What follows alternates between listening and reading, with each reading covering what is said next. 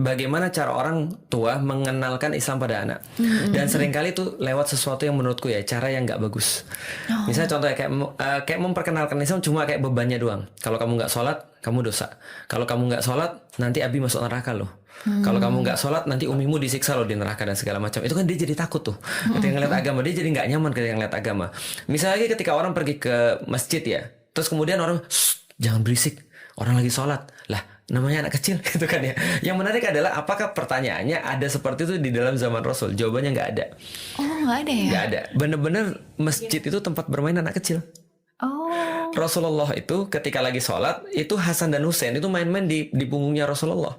Dan itu adalah kejadiannya adalah di rumah Rasulullah dan di masjid gitu. Maksudnya mereka bergelantungan dengan Rasulullah. Dan Rasulullah ketika lagi sujud itu anak-anak itu naik ke atas punggungnya. Rasul nggak berdiri sebelum mereka turun.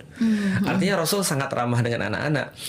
Sudah menjadi kebiasaan orang-orang Muslim juga ketika ketemu dengan anak-anak mereka kasih makanan, mereka kasih kebahagiaan sehingga masjid itu diasosiasikan dengan bahagia. Tapi sekarang kan enggak kan.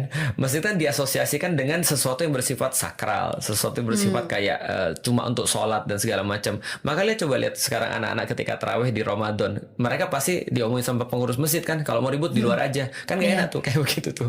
Padahal kalau aku secara pribadi ya, aku megang satu perkataan dari Muhammad Al-Fatih, salah satu panglima Islam tuh pernah berkata begini, justru yang harus kalian khawatirkan bukan ketika masjid ramai dengan teriakan anak-anak, tapi ketika masjid itu sepi daripada anak-anak, karena masa depan kalian berarti nggak ada.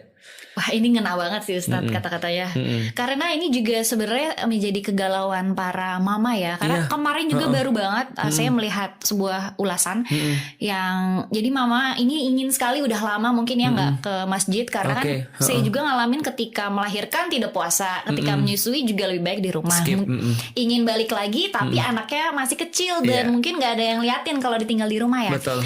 Terus sempet tanya ya, ini saya bawa anak saya nggak ya usia toddler gini ya. Tapi mungkin lebih banyak yang nanti terganggu orang-orang. Dimana mungkin ada benarnya kalau anak kan kita nggak bisa atur ya. Betul. Cuma sebenarnya bagaimana pandangan Ustadz terhadap itu, apalagi buat ibu-ibu yang kita kangen untuk ke masjid. Ya, memang itu harusnya ustadz dan ulamanya yang ngomong ya. Karena kalau misalnya dari jamaahnya ngomong pasti kan akhirnya ada bias ya. Seolah-olah kamu gara-gara kamu punya anak, kamu jadi bias pengen bawa anakmu ke masjid.